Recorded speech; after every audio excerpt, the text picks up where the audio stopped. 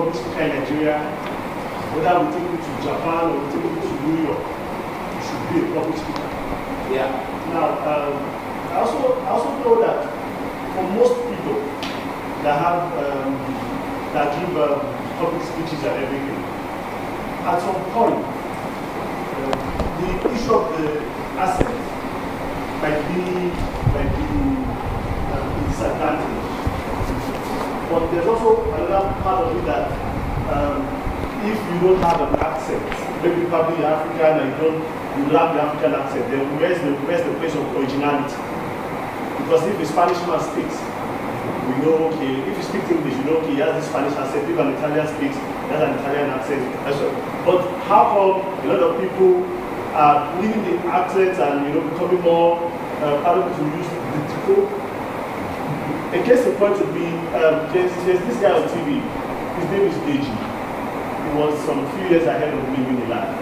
And without any formal training, we used to call him fake it till you make it. He used to fake the American accent. And he became so good at it that when he was in school, he actually learned architecture. And they just picked him up to handle Martina dance hall. Because of, he had American accent comes with a lot of hip hop and last matters. And that is what he does for a living. He makes a whole lot of money faking it.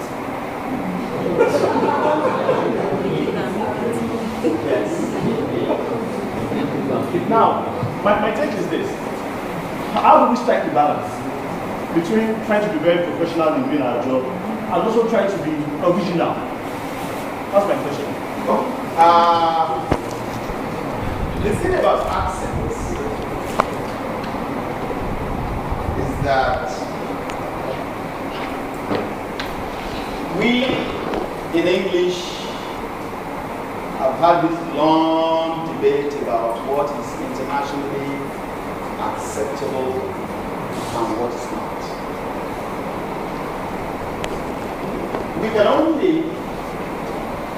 walk towards what is internationally acceptable. Very few people would get to the mother tongue competence, especially when it comes to school.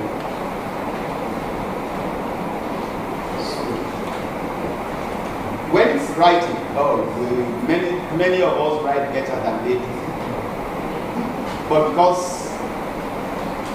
someone who comes to learn Yoruba or any Nigerian mother tongue as an adult, we will find it very difficult to be as fluent such that we will not be able to pick the accent. Many people, when they speak, I say, you are from here, you are from there. It's not because they are not intelligible internationally. It is because there are remnants. So there is what we call the zone of proximal development. We all try, the ideal is there that is achievable by you as a second language user. You keep pushing and pushing and pushing until you get to that point. You may never get to the point of being able to speak like a native speaker of English. Okay? So the fellow was faking it. But he's able to succeed because he's in showbiz. And in showbiz, you can put a whole lot of this together and make people laugh, make people jump, and all of that, and that's all they are. It's not the American. Otherwise, they will pick an American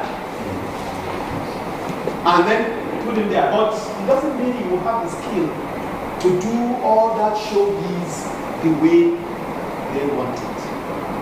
But the little he's been able to fake gives him an edge with all the skills that he has. Okay? And that's what's paying off for him. So in our case, you must keep trying. In this part of the world, and I make a whole lot of fun with it. somebody from my part of the country served for school certificate and continues to fail. So this day he got the results and look at you and say, oh, bullshit. They have failed me again in oral English.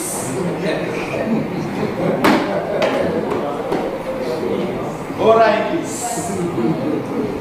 They have failed me again in oral English. So what do you expect?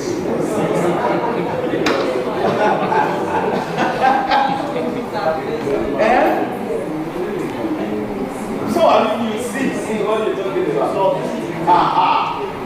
So why would you not fail in the oral English? So this is what it's saying when we're talking about accent. The local accent here around here, Ondo Ekiti in particular, states. We also make fun of the way, and I don't know where it originated from. Leo and Cleo. Okay.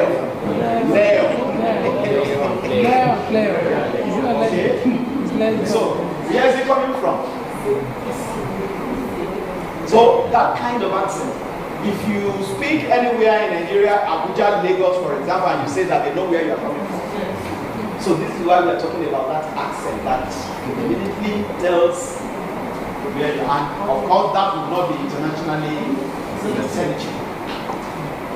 Because internationally, when you are addressing the public and they hear something like that, they first, what's he trying to say? You know, that's intelligibility. If they can understand what you're saying, an Italian speaks, you will see the accent. The French, you will get the German, when they speak English, you accept those who are right. But then, once you can understand what they are talking about, that does it. Okay? So, the fellow is lucky, he has talent as well. Okay? He has talent. It's not just that faking the American accent. It is not just that. Must have some talent as well. Which he leverages on to get to where he is.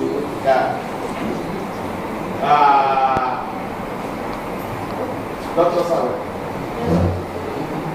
what have you to say to that? Oh.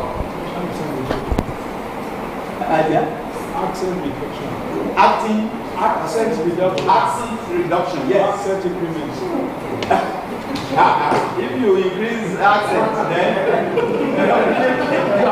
at a very local level, there will be no international acceptability of that.